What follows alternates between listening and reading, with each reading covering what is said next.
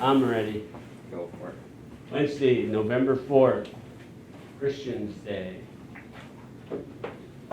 Quote number 26 up on the board. Never, ever, ever, ever, ever, ever, ever compare yourself to others. It's a sin snare. Does that mean you can hang yourself? If you're comparing yourself all the time to others. Gee, I wish I looked like you. Gee, I wished I had the cute blouse that you have. Gee, I wish I had the tennis shoes. It's a snare.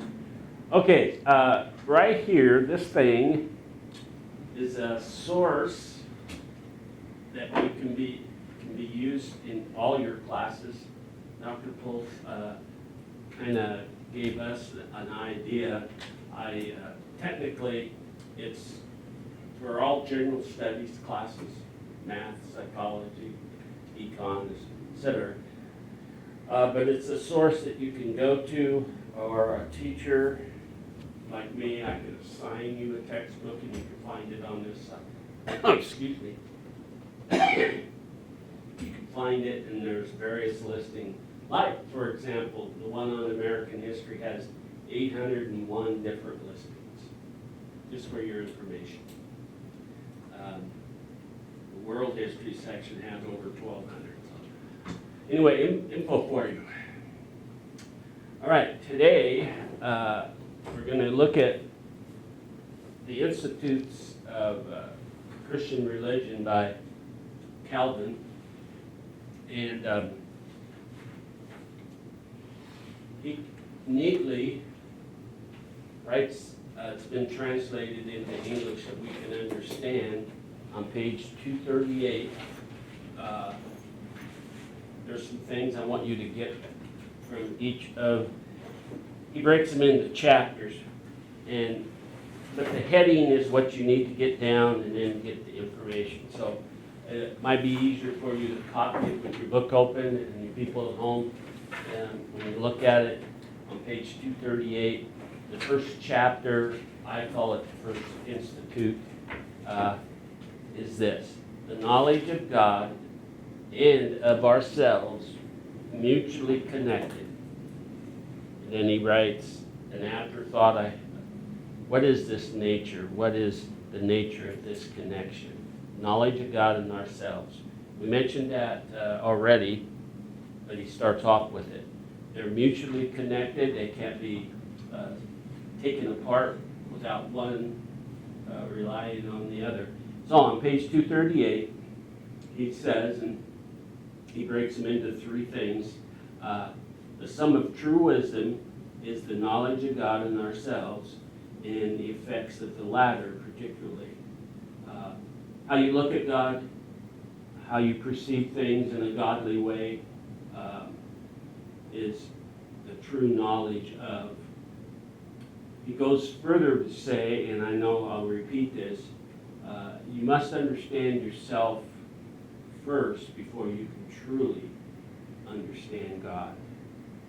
And the concept is, I don't know if it's easy to understand, but it's there, and we all know it's there, that once you accept yourself and understand yourselves, you have a better chance of understanding God. 2, the effects of the knowledge of God in humbling our pride, unveiling our hypocrisy, demonstrating the absolute perfections of God in our own utter helplessness. Sorry about that. I did it again almost every day. Turn my phone off. And then 3, up on the top of page 239, the effects of knowledge of God illustrated by these examples. What? You want us to write all these out? You don't have to yet. You write what you think. He's going to talk about, these are the 3 things he talks about in the chapter. The holy patriarchs, of holy angels, and of the sun and the moon. Remind you of a couple other people, the cosmos. Been referenced by other scholars. There's something there. So, now, on page 239, he actually starts the selection in it. And he starts out by talking first about wisdom insofar as it ought to be deemed true and solid. Wisdom consists of entirely two parts, knowledge of God and ourselves. That's what's been repeated over and over. So that's a very important one. It's from the selection of, and then later when you read it, he's going to tell you more about it. And I'm going to read just a couple sentences, and you are to read it on your own. But first one is, our wisdom as far as it ought to be deemed true and solid. Wisdom, you can just write this part. Wisdom consists almost entirely of two parts, knowledge of God, knowledge of ourselves. All right, a couple of little sentences here. But as those are connected together by many ties, it is not easy to determine which of the two precedes and gives birth to the other. Do we know God first, then ourselves, or do we know ourselves and then God? And how are they connected? Can it go either way, is what he's saying. For in the first place, no man can survey himself without forthwith turning his thoughts towards the God in which, big G, the God in which he lives and moves, because it is perfectly obvious, that's him now, obvious that the endowments which we possess cannot possibly come from ourselves. In other words, the urges, the feelings, transgressions that we have in our ways and our talks come from something, and that we don't generate everything from ourselves. There's got to be an outside influence, and he says that's God. Little shade. Go all the way down, about 2/3, 3/4 of the way down on that big paragraph. Thus, our feelings of ignorance, vanity, want, weakness, in short, depravity and corruption remind us that in the Lord and none but he dwell the true light of wisdom, solid virtue, exuberant goodness. We are accordingly urged by our own evil things to consider the good things of God. Remember that quote? We sin because of what we were taught, or we sin because, we'll get back to that again. Hopefully you wrote that down yesterday, or the day before. Indeed, we cannot aspire to him, God, in earnest until we have begun to displease with ourselves. Again, another way of saying that, you've got to understand that you are a sinner, that you have to be displeased with some of your actions, maybe all your actions, hope not all of them.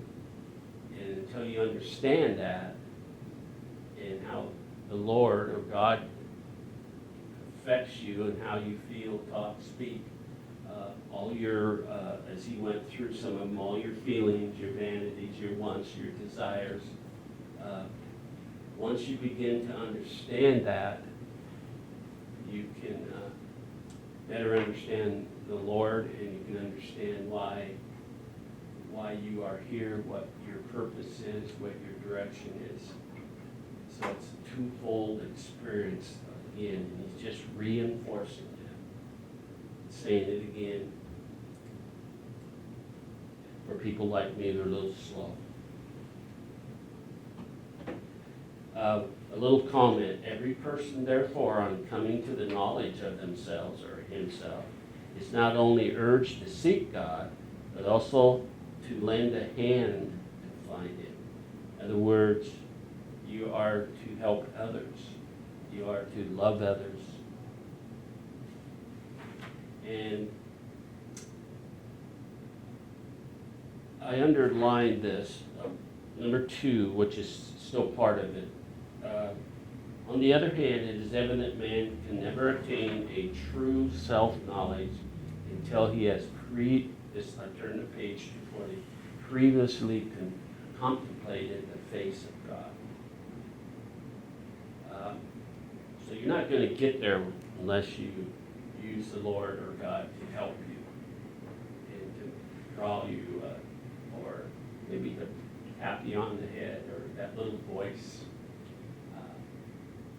I have that voice sometimes, and I'm always asking, is this you or is this me thinking this or wanting? It's quite the battle.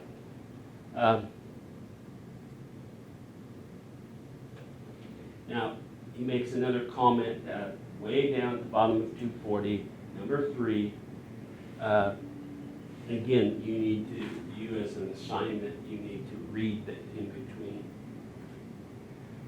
Hence, the dread and amazement of which the Scripture uniformly relates. Holy men were struck and overwhelmed whenever they beheld the presence of God. What's beheld the presence? What does that mean?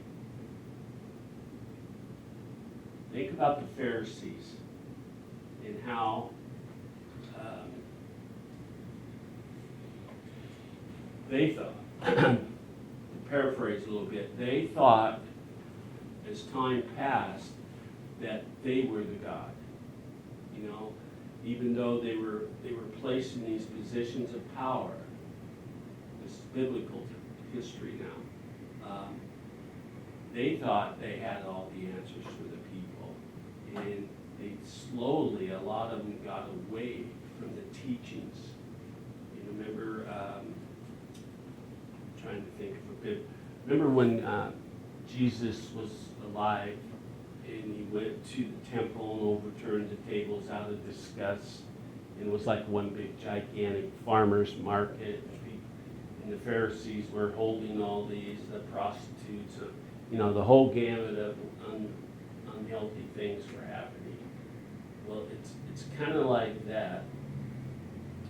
If you don't keep the presence of God in your mind and in your heart and in your daily works, you know, then you will get off course. And the only way to keep yourself holy in the eyes of yourself and man is to stay on track with God. Quick summary. Okay, at the very bottom, and this is where we'll stop, of that big paragraph, there's another little short pad. And I wrote the words key. And this word key came from a couple of years ago. So I'm going to read it. But through the knowledge of God and the knowledge of ourselves, we are bound together by a mutual tie. Due arrangements require that we treat the former in the first place and then descend to the latter. This is up to each individual. Thus, understanding God helps us understand ourselves and vice versa. Understanding ourselves helps us to understand God. How much of each? And he says it's a mutual tie. He doesn't say it this, but I read into that a almost 50-50, if you can understand yourself. And I don't know if that's the correct label to put on it, but it takes both.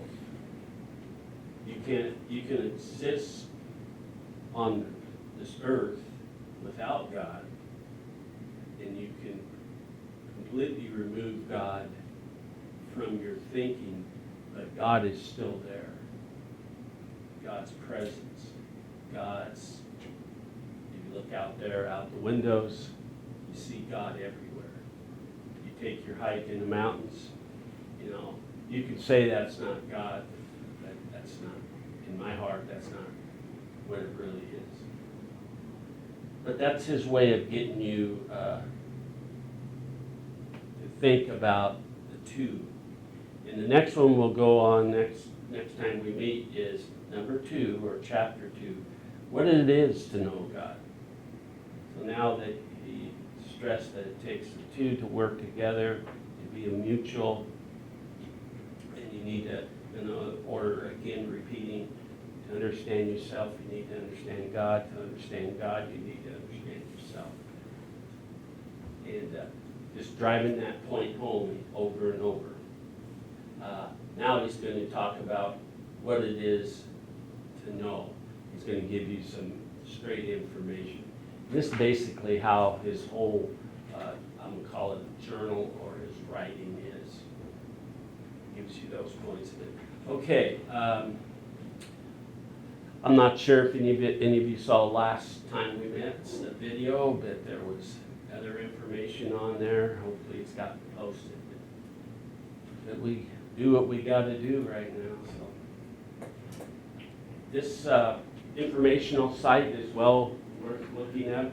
It's posted on Populi and for you to reference to. And keep that in mind and have a good day. We're done for today. Thank you.